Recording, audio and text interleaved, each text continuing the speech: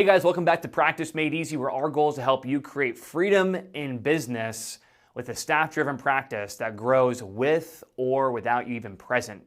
Today's phrase, 2 words, I want you to write down: opportunity cost. I was at a practice out of Florida a couple years ago, and it was interesting. They had this big, huge machine. I don't remember the name of it, but it was this big thing that sits in the corner of their office, and you sit in it. It's like this magnetic healing thing that goes on. I'm sure it's awesome. I'm sure it's valuable to many people. I didn't quite understand it, but all I did know when I looked at the balance sheet was that it wasn't making money for the business.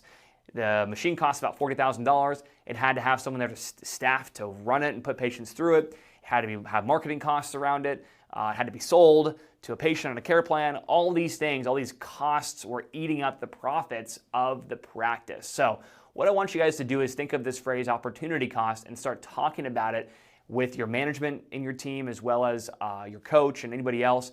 What is the opportunity cost for taking on this new idea we want to implement into the practice? So pretty simple, right? If you're going to bring on a new service into the practice, obviously there's going to be costs in a coaching program to get involved in that. There's going to be a cost in the actual physical material and equipment.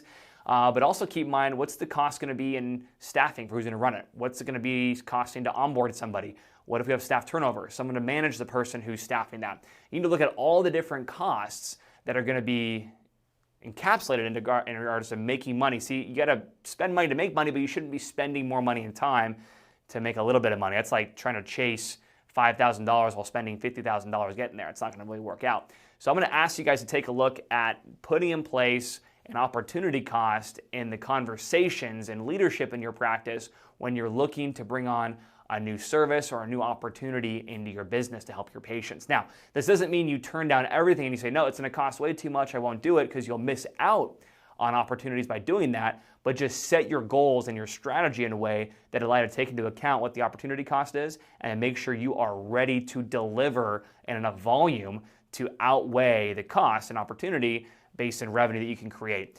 And then create that profit margin for your practice that can be system driven and then move you into the future. So that's your tip for today. Opportunity cost, make sure to track it, make sure to look at it, and also take a look at, what's this going to investment look like with people, the people labor and the people cost, as well as the actual dollar and time cost. So opportunity cost, get your opportunity cost in the language of your business and your practice with your team, and make sure to account for it when starting your next opportunity to make your next million in practice.